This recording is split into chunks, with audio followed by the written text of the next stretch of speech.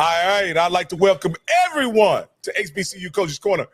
I am Rocky Miller, the co-host, along with our featured host, none other than Johnnie Cole. My main man, my partner in crime, Mr. Campbell, is not able to make it right now due to circumstances beyond his control, but I believe he's going to be with us on our second show tonight with Reggie Barlow. So just hold on tight, and we're going to shut this stream down, and then we're going to come back on, and we will have Coach Barlow on with us. He's going to be on the new head coach at Tennessee State coach, one of your old stomping grounds. Coach Barlow's going to be on with us starting at 9 o'clock as well, Coach. But before we get all that underway, Coach Cole, how you doing, man? Man, I'm good, man. Just came off a two-week spring break. You know, we got one of them all around school schedule, you know, and you get 2 weeks in the fall, 2 weeks in the winter, and then you got 2 weeks in the spring. And so, you know, man, it was a great 2 weeks. I got a chance to go up to Vegas and do Vegas, and then got a chance to go to Portland and see my son. And, you know, that was big, and see my brother. And then I just took a me trip, a household trip, vacation out in Rosarito, Mexico. And man, that was great for me. You know, I needed some soul searching and had an opportunity to visit some people to go in your brain and see how you're thinking and see where you are in your life. So that was very important. So I'm back. I'm fresh. Had a first day of school. Got to see my youngins. So everything is well, and I'm looking forward to the show tonight. Hey, Coach, they were saying I'm echoing. Hopefully you don't hear me echoing, do you, Coach? I sure don't. All right, hopefully my sound is better now. Coach, we got a very special guest on tonight. I'll let you do the honors of doing the introduction, but this is a guy that and I know Campbell wanted to be here. This is one of his favorite guys in the SWAC, being that he's a rattler himself. A guy that he really, when Willie Simmons stepped down, he was one that told us that Colzie was the guy. Coach Colzie was the guy for the job. And so I know he really wished he could be here. He was looking forward to having dialogue with Coach Colzie. But again, due to circumstances beyond his control, he's not going to be able to make it. But with no further ado, Coach, who we got coming up next?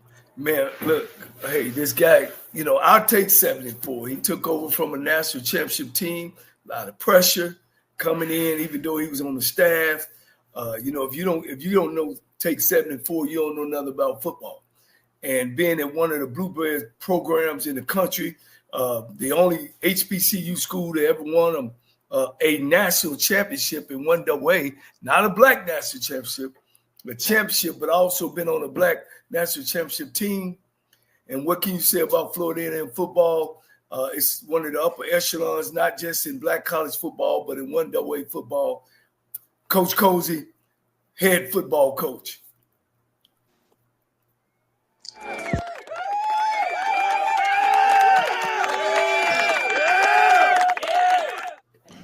What's up, Coach? Not a lot, man. How you guys doing? Man, doing well. Look, are you coming from practice, or you just kind of representing the night? Well, I mean, you know, we go early in the morning, and so you know, we early in the morning. Then we staff at 2, and then we allow our guys to come watch film afterwards. So, you know, even though you go early in the morning, you still seem to be getting home at night at 8:30, 9 o'clock at night. But yeah, I do. I just got home and getting ready to go, you know, lay it down in a little bit, and then get back going, because we'll staff tomorrow morning. So we practice Tuesday, Thursday, Friday morning. And and then we come in on Mondays and Wednesdays. We come in at 9:30. So yeah, just trying to get ourselves going. And we just had practice 5 today. So we're almost right in the middle. Yeah.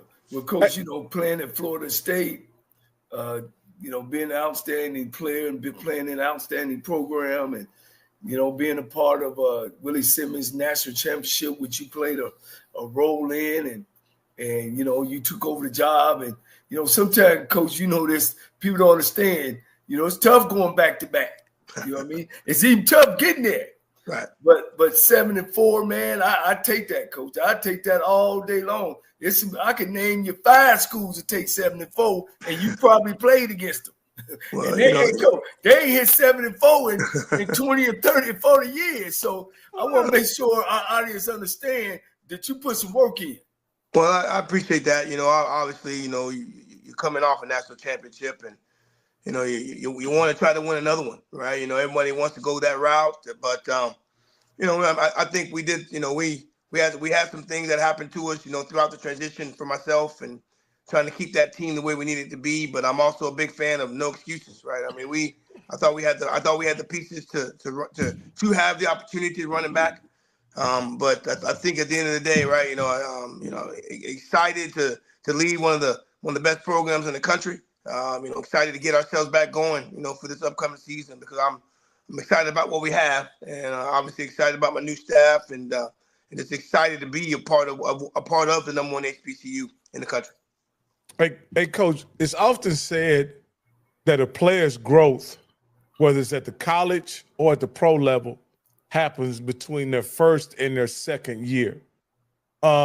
Is coaching kind of that same way? I know you had been a head coach before, but at this level, do you think that there's significant growth you individually can make as a coach between your first and your second year here at FAMU?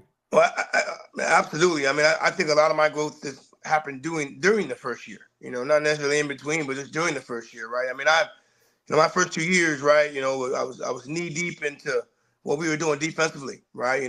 Helping with game plan and helping with our special teams, and and it was a daily grind with my individual players that I met with, all the time. Where as my first year as a head coach, you got things that you didn't normally do, right? You got Monday morning you got the SWAC meeting.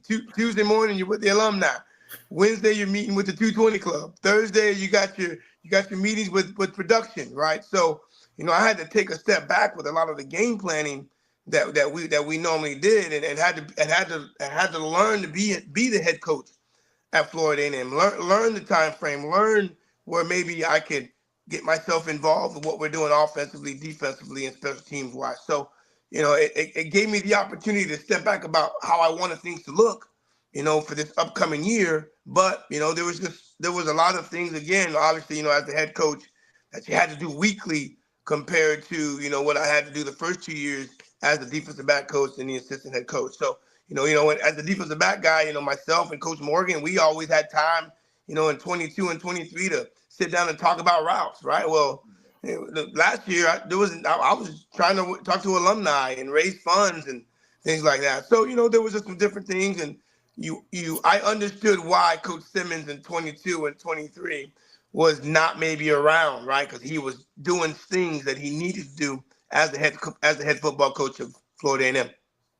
Well, and I'm gonna let Coach Cole jump back in here. One of the cool things I saw, Coach, was on August 24th, 2024. We made the trip to Atlanta to watch you guys play what I thought was a pretty stout Norfolk State team. And as when right before you guys took the field for warmups, you were able to briefly meet with us, and you met with us briefly. But I saw you on the field working with the DBs directly, kind of DBs, linebackers, with doing passing drills. I thought that was really, really cool to see a head coach out there doing drills with the players. Coach Cole thought it was really cool too, but he noticed as a head coach that really sometimes that would take away from preparation, so to speak. But it seemed like you were having a ball out there doing it and working with the fellas. Coach, is there a balance there of being hands-on and being in charge that,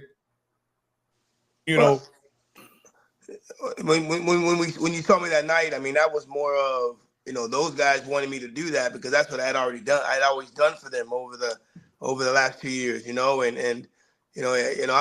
sitting there trying to figure out the right time to go see the other head coach, and he's trying to figure out the right time to come see me. We never had an actual, we met, before, but you got that awkward moment of when you guys are supposed to meet right before every game, and he's looking for me, and I'm throwing balls to the corners. You know what I mean? I just thought it was, the guys asked me, before the games, like, hey, coach, are you going to still do what you normally do before the games? And I was like, I didn't really think about it, but my players asked me to do it, so I was like, you know what? Then I'm gonna do it, right? So then I just kept on doing it for the remainder of the year. But there is that balance, right? I'm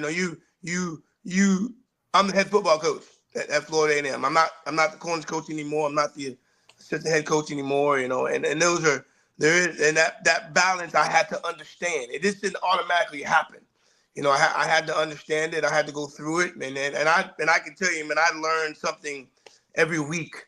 As the head football coach at Florida, and I'm still learning, right? It's not something that you just after 12 weeks you have it on you have it perfectly done, but it's just something hey, there is that balance, yes, but I still love being around my guys as well.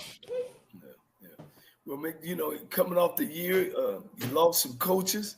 Of course, we're gonna get in the recruiting side, but I know how important your assistants are to you, and I know you lost some and you brought some. You want to talk about, you get your opportunity to talk about, who you lost, of course, and who you brought in.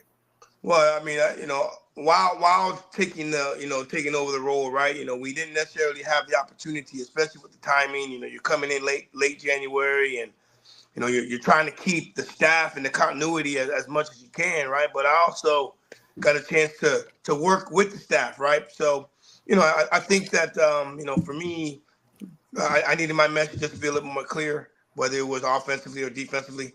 I was able to bring in some guys that I have been around since 1999. I first start off, I got to start off with Kevin Maurice, who's my recruiting coordinator and running back coach, who's been one of the best with North Carolina Central over the last 3 or 4 years. Well, our relationship goes so far back that I was actually the one who recruited him to FIU in 1999.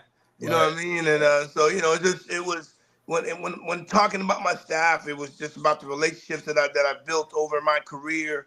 Kevin Weston, who's my special teams coordinator and my nickels coach. Well, he was on the Norfolk State staff, but him and I battled against each other in 2008, 2009 when I was at West Georgia and he was at Tusculum. So it's these are guys that over time, and we've all been in this business, right? You got your staff is going to be consistent of people that that people that that very, very well, or you're going to take the advice of a coach that you do know, or you're going to take the recommendation of another coach that you really, really trust. So, we came in offensively. We made the change. Obviously we promoted Coach Burris. The week of the Florida Classic, where I promoted him to be in our play caller. Well, then the last 2 games, our offense looked exactly how I wanted it to look. So, promoting him to being the offensive coordinator and the quarterback's coach officially.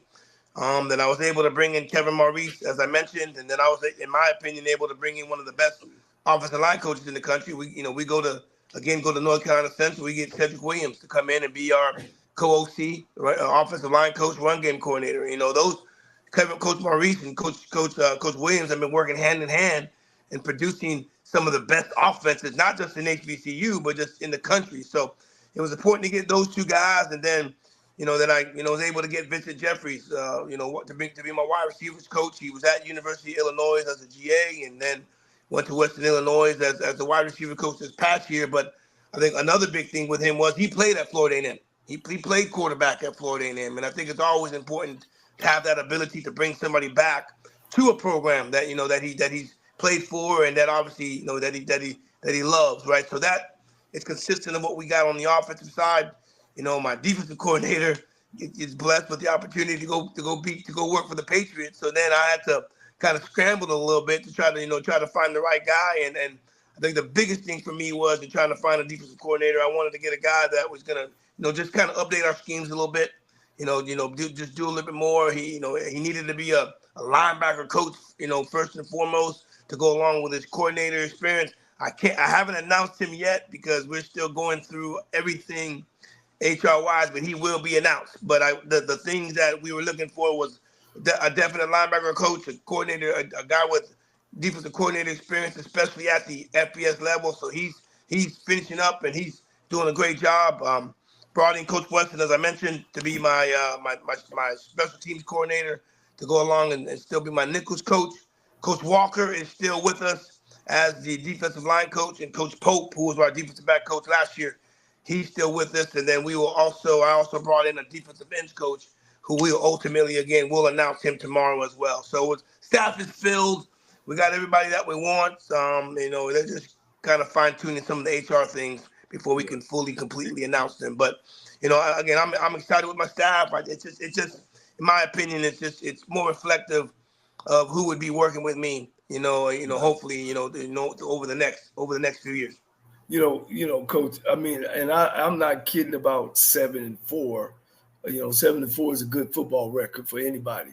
But, just you talking about, you got the job, you had coaches that went through the threshold with you, you had to, have some,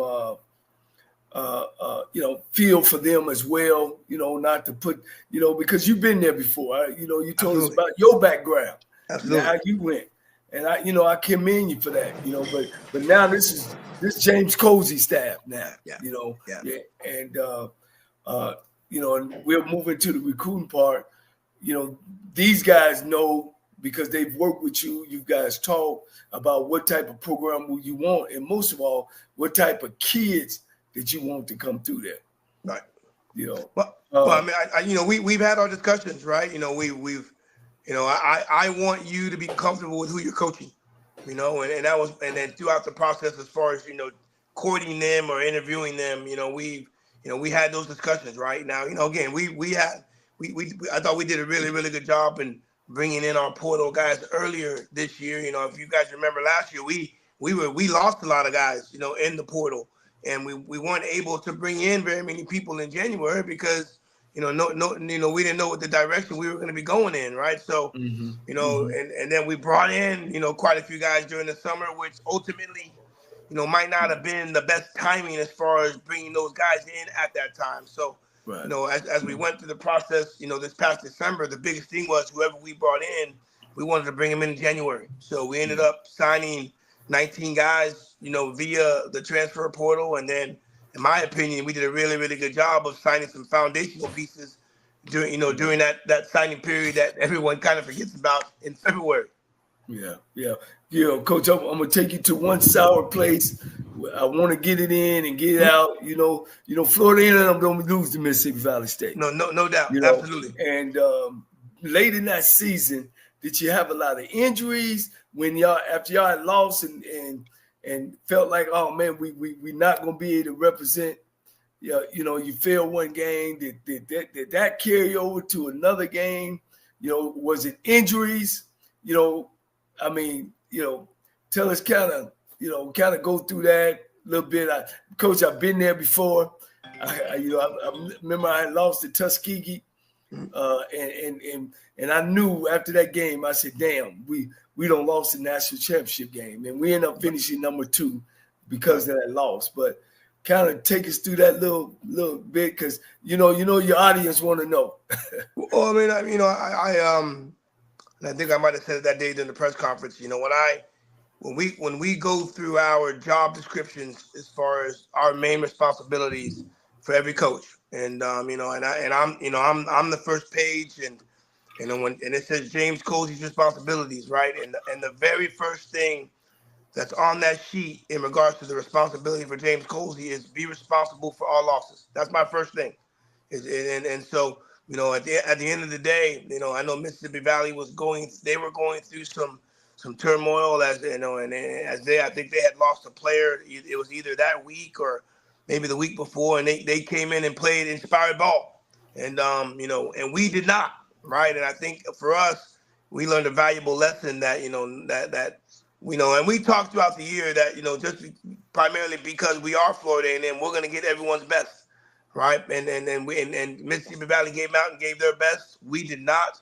We let them hang around a little bit, and then at the end of the day, they made plays at the end to win the game. We're a team that, close game, we would be behind or whatever the case may be, and the majority of the time we would make the plays at the end of the game to win. But we lost the turnover battle that game, we lost the penalty battle that game, and ultimately lost the game. So there's no, at the end of the day, we lost. I'm responsible for it. Didn't get them ready to play, but. What also happened that day is I learned a valuable lesson again, right? It's hard. It's hard to win football games, and it's not everybody, and it's not going to be, there's going to be adversity. Are you going to be able to overcome it? Are you not going to be able to overcome it? And we had a lot of it that afternoon. Didn't win the football game, and ultimately ended the streak that we wanted to keep going for a very long period of time. Now, I will say this: it's still Bragg Memorial Stadium is still a very, very tough place to play.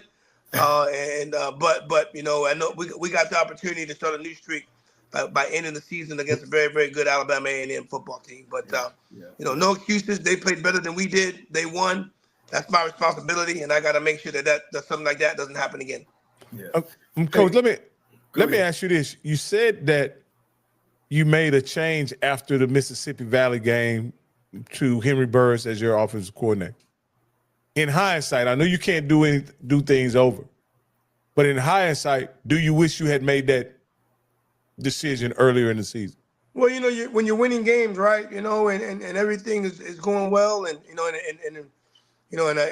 the beginning of the season, right, we weren't necessarily struggling on offense. Our offense was keeping us in the games, right? We were falling behind, and our offense was making plays at the end of the season, at the end of the games to help us win football games, right? We got behind early against Norfolk State. Offense brought us back. We got behind early against South Carolina State. Offense brought us back, right? We end up playing Troy and UM, right? I mean, those are two FBS programs, so you can't really get a fair gauge of how everything was looking there. But we go to Alabama State, right? We probably play our most complete game of the year that night, and offensively and defensively, we do some good things. We beat Southern. We beat them 28-6 or whatever if I remember the score correctly. So, we're winning football games, so you don't necessarily see any of the lapses or see any of the weaknesses until something like that happens, right? So I made the change, for as far as play calling duties, primarily just to light a spark, right? But we did have some questionable things that happened that afternoon that possibly put us in a situation where, ultimately ended up us not winning the football game. Yeah. Let's get into that recruiting, Coach. Of course, you're losing your starting quarterback. Yeah. And HBCU, man, most of the guys who win that championship, their quarterback is All-American. Absolutely. He's something. Man, who gonna step in that guy's role? He did it, Coach. He could play. He could move the ball, and they had a great one before him. Man, I should say who's the lucky guy. I'm saying who's the guy going to be able to get it done? I mean, one of the most important. I mean, I think one of the most famous and important positions in HBCU is who is the quarterback going to be at Florida A&M, right? I mean, I think the last 3 years, the all-conference quarterback has been, you had Musa for 2 years, and then you had obviously D. Rich this past year. Well, we brought in a young man from Central Michigan, and he's you don't want to put too much pressure on him right now, but he is working with the ones right now. And then you got Junior Meritovich, who battled for the quarterback position. What year is the first guy? He's got 3 years left. He played a little bit. He started a couple games last year at Central Michigan. Young man from Lake City, Florida, named Tyler Jefferson. He just throws with the wrong hand. He throws left-handed. It looks pretty. But he just, I don't know how to shake his hand yet because he throws everything left-handed. But, he stepped in and he's been here since January, done a good job. But there's so much to being a quarterback, right? Being a starting quarterback. It's not just always just on the field, right? How does he handle himself off the field? Is he gonna be able to bring guys with him, right? Is he setting up the 7-on-7s? Right, and on our off days, are the guys going to believe in him, right? So, You know, we're right in that phase right now, spring practice, of just seeing who's going to be the guy that the guys believe in. You know, Tyler's, you know, Junior knows our offense a hell of a lot more than Tyler does right now. But you know, Tyler's doing a good job with the football. He's taking care of the football. But we're also giving him bits and pieces, right? We're not giving him our entire playbook right now. So, you know, for the most part, they're doing a good job. He's got 3 years left. And I, you know, I think it'd be irresponsible for me right now to just say where we see him. We just got to let him go through everything in spring. We got an important scrimmage. It's our first scrimmage of the spring. It'll be Thursday, and you know, hopefully I can give you some good reviews after that morning. Yeah. Okay, Coach. You know, Florida A&M, man. I played them back with Nunley and all them greats, and they've always had a playmaker. Yep. And watching y'all against Norfolk and staying with y'all the whole year, you know, I had to be honest, Coach. I just didn't see, you know, I just wasn't truly committed that y'all was gonna roll, because I think y'all missed that big play. Yep. You know, I seen you guys against A&M, and I just missed that guy that y'all go-to guy. Did you go out and get one through the portal? Did you, or a couple that you feel that's gonna be that guy? Well, you know, we only lost one last year, right? You know, we lost number 2, so know, losing Gassett definitely hurts. But you know, we were able to keep it. We were able to, you know, we had a guy by the name of Jalen Rogers that we brought in from Tulane who's going to be special. You know, he's already lighting it up right now. He's, you know, we call him Speedy, and we call him that for a reason. Obviously, you know, we're bringing back Ace Cobb. You know, he comes back. You know, we're bringing back Quan Lee. You know, he's the guy that comes back, right? You're bringing back Marquez Bell. You know, guys that played prominent snaps for you. But I think the two guys that are sticking out to me right now. You know, I think for me it's either going to be Wilcher or Rogers, who I think are going to step up the most for us. But we're going to definitely need all these other guys. We're going to definitely need all these other guys to bring them along with us. Yeah, man, and you know, of course, Florida A&M always had great running attack. Did you bring any offensive linemen up front? Well, we brought in 2 guys, right? We brought in 2 guys, both, you know, one from Rutgers and another guy from Iowa Central. We obviously got 2 guys, right? We got two guys that are returning all conference guys, right? You know, with Grable and Charles Davis, right? So those 2 guys are both back returning. Ricky Taylor came in. He did a great job for us as well. So, you know, we're still trying to iron out who those first 5 are going to be. You know, Coach Williams coming in as the offense, you know, as the new offensive line coach. I'm giving him the opportunity to evaluate and assess and try to figure out what he wants his best 5 to be as well. Yeah. Well, let's move to that defense. And I don't know if you remember that Norfolk Media Day when they rushed for about 275, and you know, you admitted that because I thought you had guys that got some portal guys or some transfers, and they really, and I think that was y'all Achilles heel this year. Just my opinion, you know, Coach. You coaching the game. Were you able to patch up that D line in this recruiting class? Absolutely, man. That was, you know, believe it or not, that was the main focal point. And we had to make sure we ironed that out, right? So, you know, we were able to go get D lineman from Virginia. You know, and he's going to be really, really special for us. We were able to sign my man from Kennesaw State, John Myers. So it was we bringing the guys back that we have, right? We didn't lose anybody, but bringing the guys back that we have, that was important. But, you know, the guys that we did sign, Jahan Myers, the Elijah Alexanders, you know, big fella, my big man from Virginia. So that was for us, right? I wanted to be able to run the football, but we also got to be able to stop the run. That's how good we'll be. We'll meet our maximum potential by being able to do that, right? So, but I think we finished 7th in the SWAC, if I'm not mistaken, as far as in rushing defense. And you know, that's not the standard here at FAMU. You know, in 22, I think we were like 4th in the country, and then in 23, the year we won a national championship, we were the number 1. I think we were the number 1 or number 2 rushing defense in the country, right? So, you know, we had to definitely shore that up, and you know, we're excited about where we are. We're excited about the new schematics that we're bringing in, especially I thought we might have got a little bit vanilla also on the defensive side of the football. So, I'm happy with what we're doing. But I'm also excited that, especially with the new guys we got coming in, being able to evaluate and assess them and put them in the right spots as well. Yeah, again, coming behind that championship, and Coach Simmons known for offense. Do you change? How much are you guys going to change?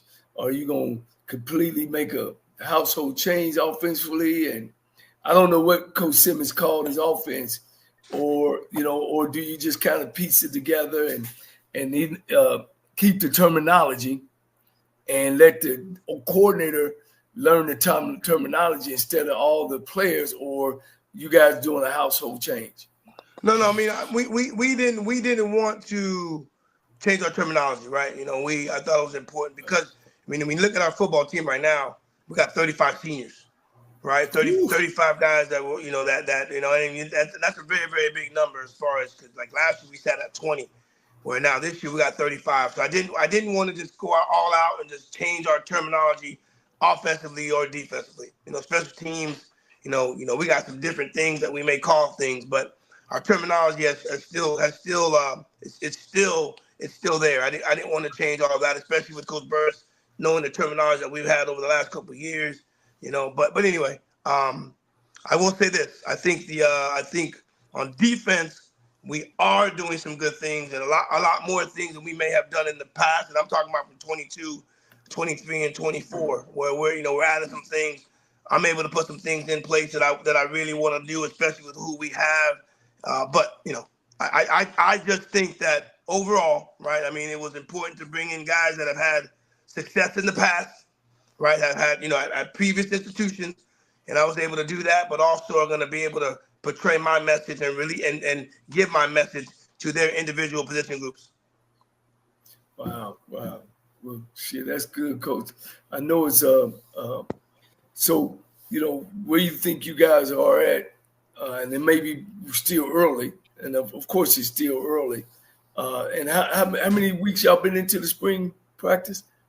Well, we had the our schedule kind of got altered because remember I don't know if you guys remember, we had that week where we had snow, so we lost about 3 or 4 days of lifts. So I thought it was going to be extremely important. I didn't want to lose those days of lift, so I actually pushed when we would start spring practice. So we started spring practice on a Friday right before spring break. So we had practice. That was our first one, and then we had our spring break. And then last week, we had 3. Right, that was practice 4, and then we had practice 5 this morning. So we'll have practice 6 on Thursday, practice 7 on Friday. Believe it or not, our spring game being on being April 12th, we'll actually have 1 or 2 more practices after that. So our spring game is actually practice 12 for us practice 13 in our books. Then I'll have practice 14 that Monday and practice 15 that Wednesday after our spring game.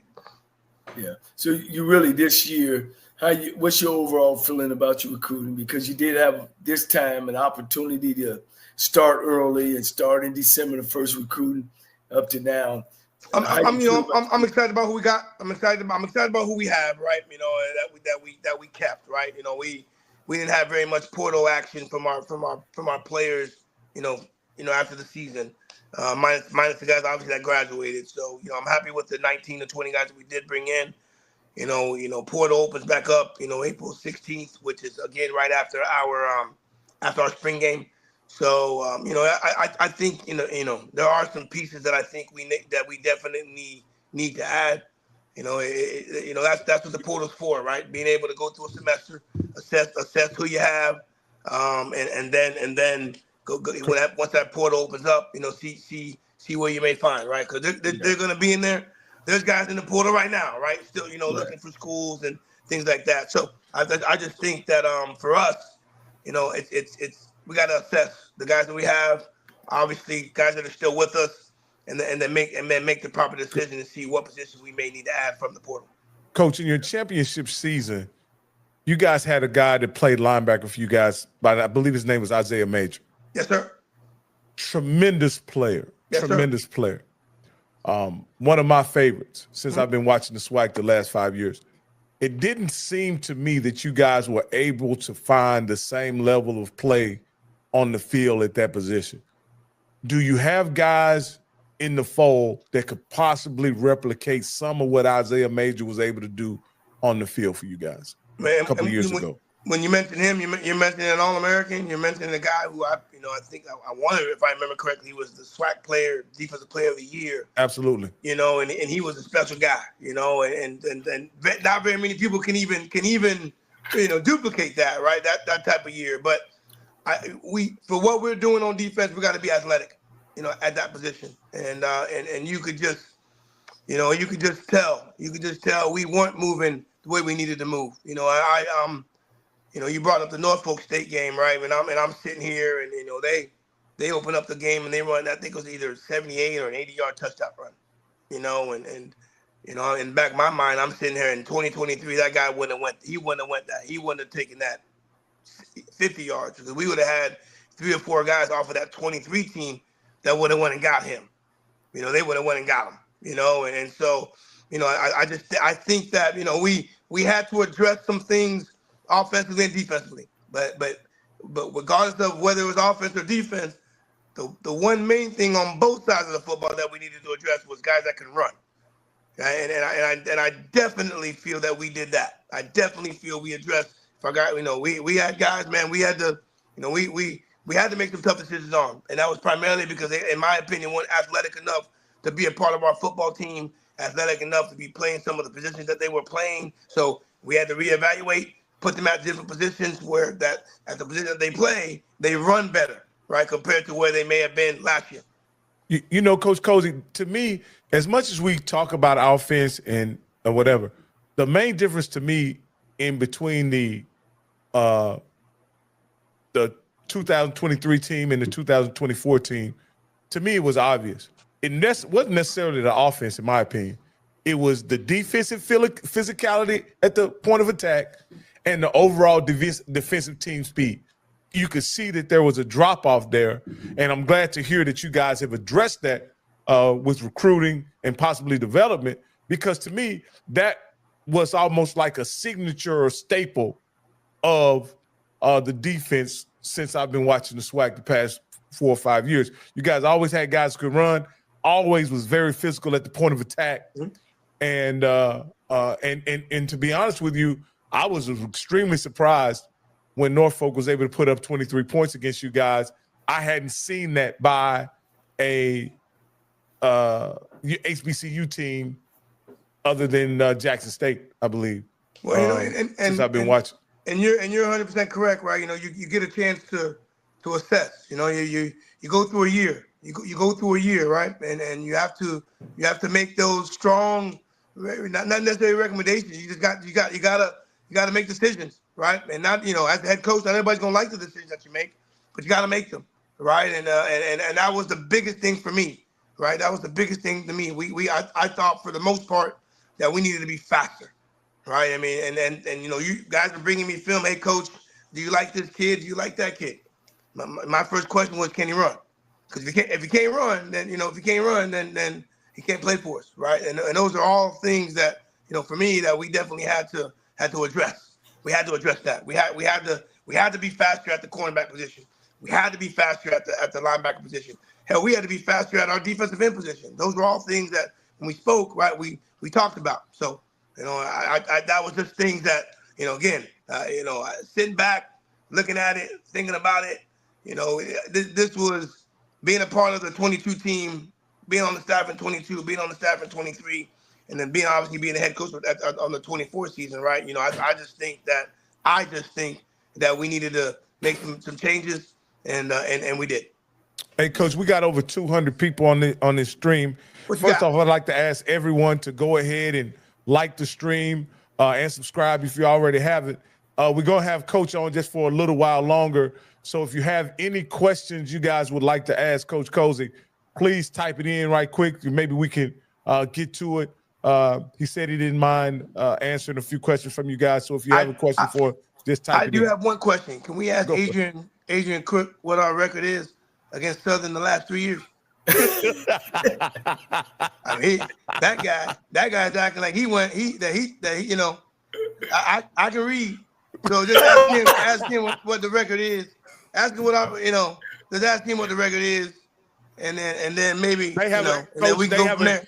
They haven't sniffed a victory against Florida A&M in the last 3 years, Coach. I'm just gonna be perfectly honest with you. You know, I'll tell you this now. I'll tell you this. I do know them suckers there.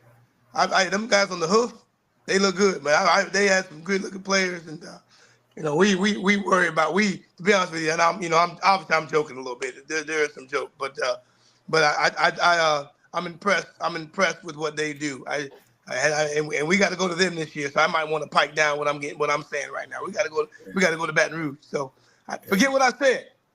Wait, Coach, you know, while we waiting on some people to call, well, how you feel about the new coaches? You got All Pro Michael Vick, you got All Pro Jackson, and now you got Reggie Barlow at Tennessee State. They all around you. Well, hey man, I'm just glad I ain't got to tackle them or play against them, right? But you know, it just says a lot about the league. You know, obviously interested in you know, the guys that are getting the opportunity to coach. These guys are some of the greatest players in the history of the game, right? And I know I'm excited. You know, if we get a chance to play against one of the teams in the Celebration Bowl, we won't get a chance to play. It'll only be one of them, right? But you know, obviously, you know what they're going to bring to the table at the institutions that they're at. I'm excited for them, and hopefully they have success, except against Florida A&M. Right. I'd like to add this, Coach Colzie. There's someone, our research department just put in our notes that Florida A&M against Southern, the last 10 games, Florida A&M has won 8 games and Southern has won 2. So, okay. So I can only base it on you know,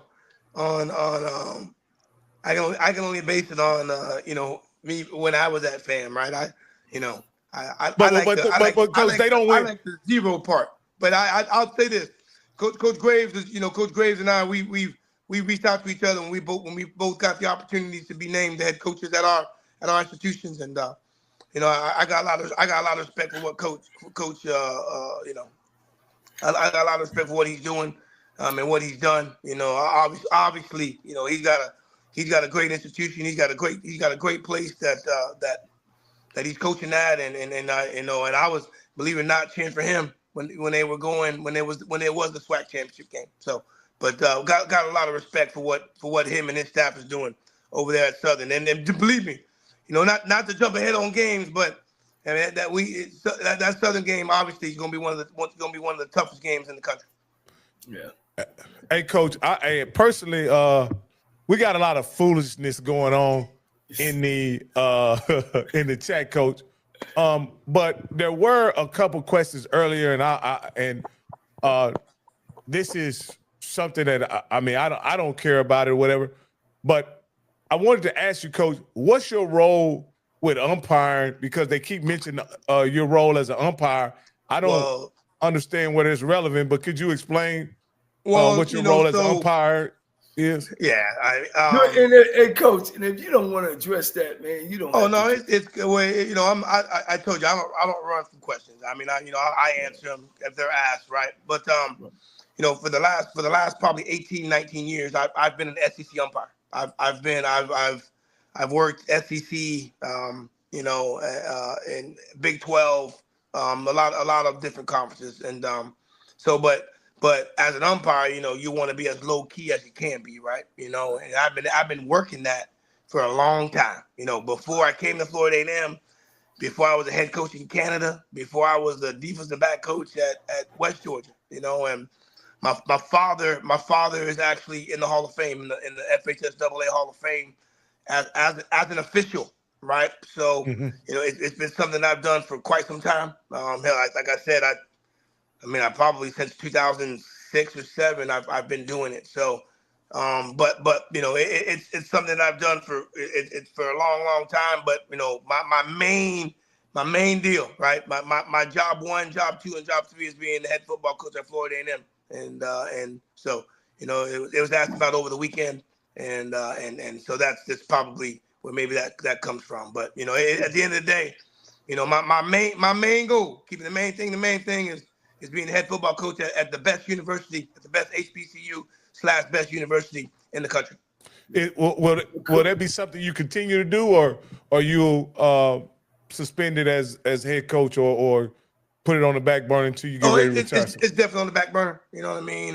Obviously, the main thing is the main thing, right? Yeah. So, but yeah, it's something that people that know me well or have been around me for a very, very long period of time, coaches, family.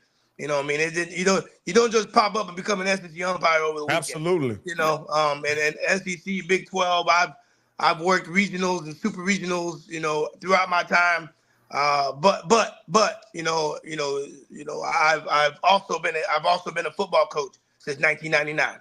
Yeah. And the main thing is being the head football coach at Florida A&M. So, that's where it's at. That's where it's at. And but again, been blessed to be successful at both facets in my life, but no, I'm Coach.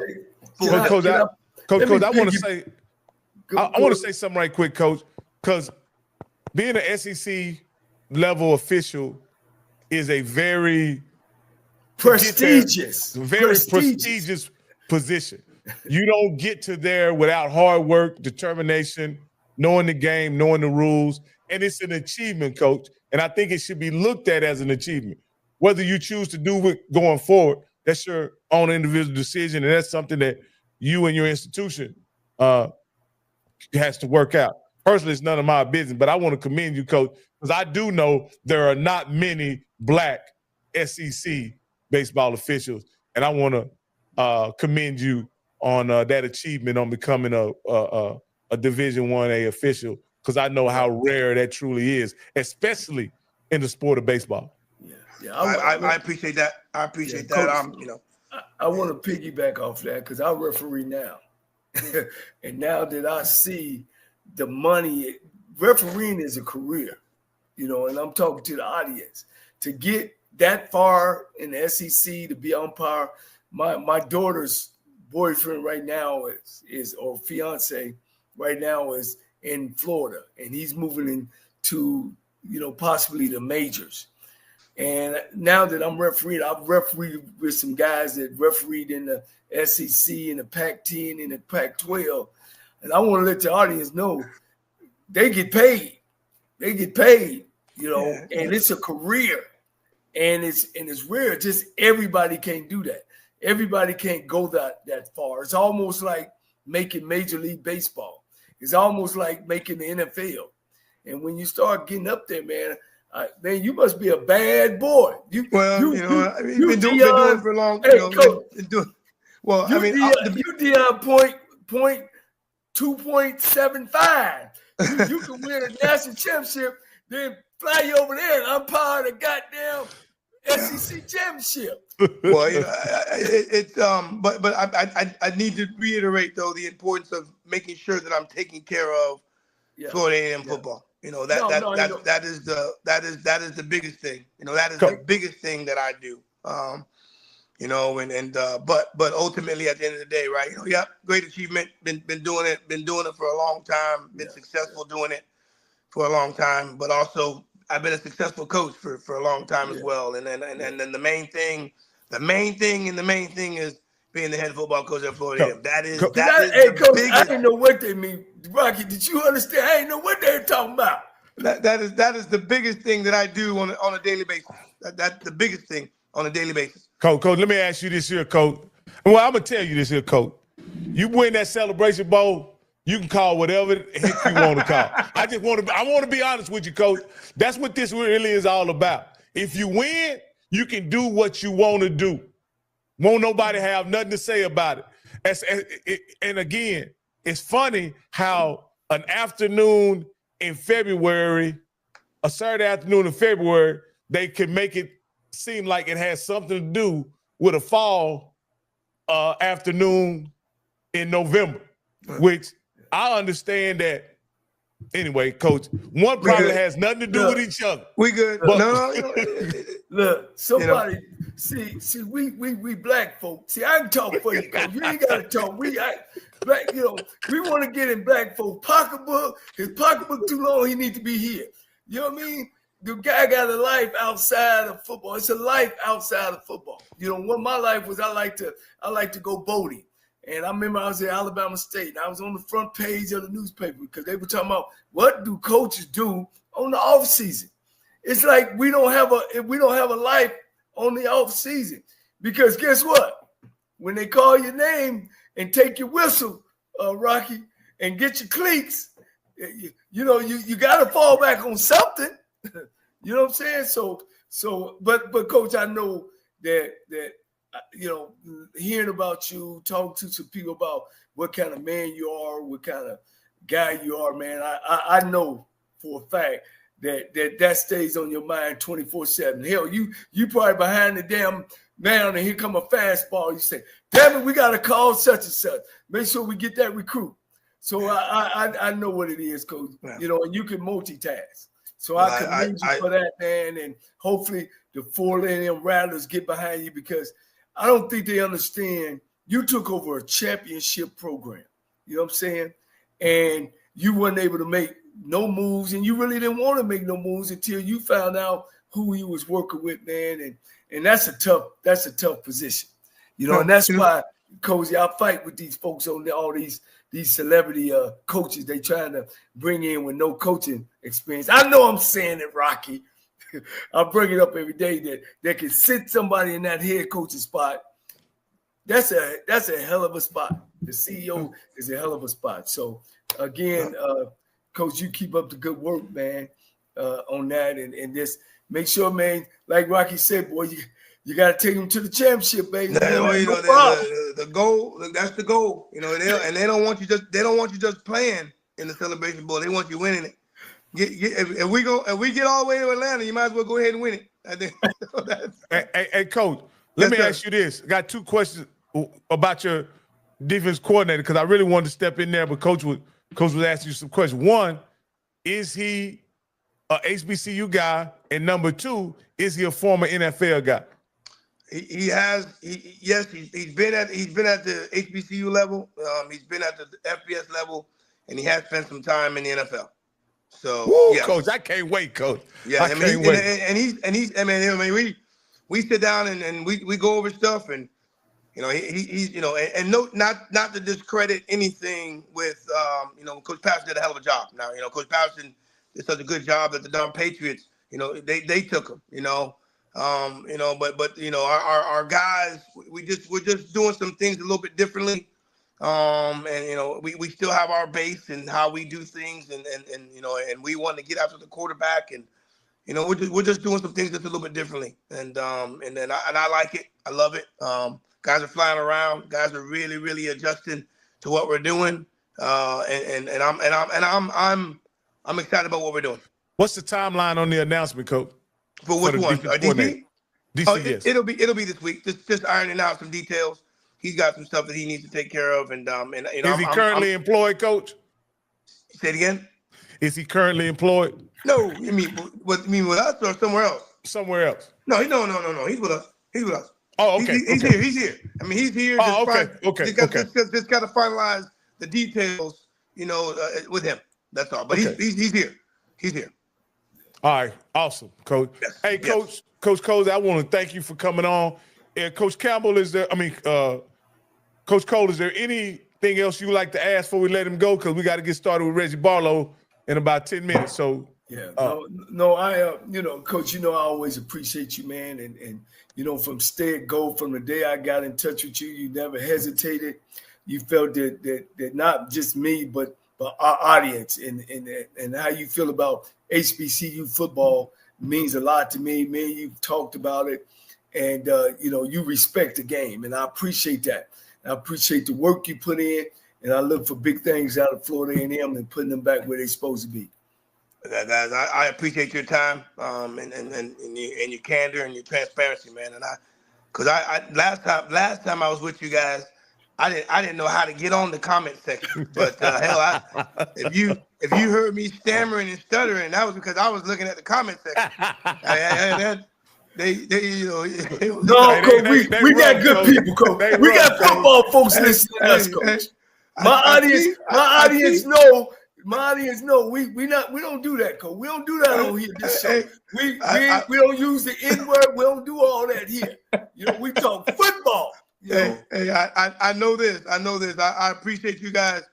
I see the passion with the fans and across the country. Now, obviously, this is not just FAMU. This is everybody. You know, almost every single team.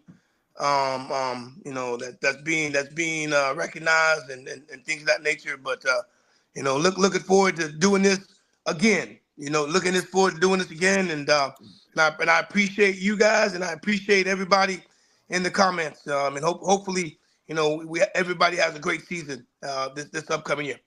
Thank you, Coach. Hey man, let me take it down. Man, that was a really cool interview with Florida A&M head football coach James Colzie. We appreciate him coming on right in the middle of spring football. I didn't realize that that all these guys are right in the middle of spring football now. And so he mentioned a few things. He has a defensive coordinator and an edge coach that they're going to announce later on this week. He also mentioned that their spring game is on April the 12th. And so that's cool. Coach, I just wanted to ask you this here, Coach. Is it often that you have practices after the spring game? Yeah, that's not normal. It ain't abnormal, but it's not normal that somebody, after you play the spring game, you continue to practice, you know, unless something happened as of let's just say you had a real rainy season, you know, in Florida, they have a lot of rainy seasons. So sometimes you don't take those days, but you got that spring game marked. And let's say you got, you know, because you get 15 days, let's say you got 3 more days, then you'll say, okay, after the spring game, we'll come back and do some of those 3 days. But that's not a normal way of how the spring works. Hey guys, I'm gonna put this link to the Reggie Barlow broadcast there. We're about to end this one, and in about 2 minutes, we'll crank it up, and Coach Barlow's gonna be on with us. I want to thank everybody. Is he in the green room? Not yet, Coach. We have to shut this down and open it back up. So yeah, and I want to just say one thing too.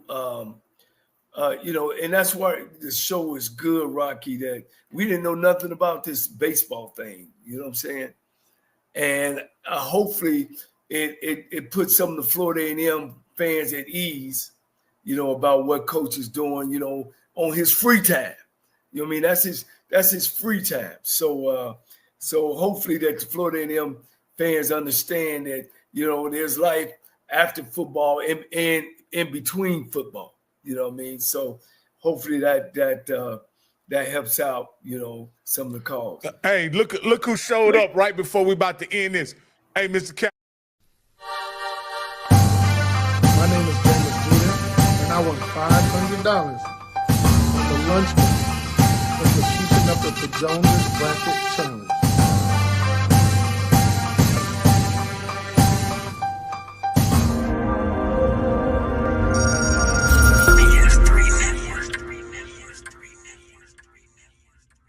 BS3 Network, changing the way you watch TV.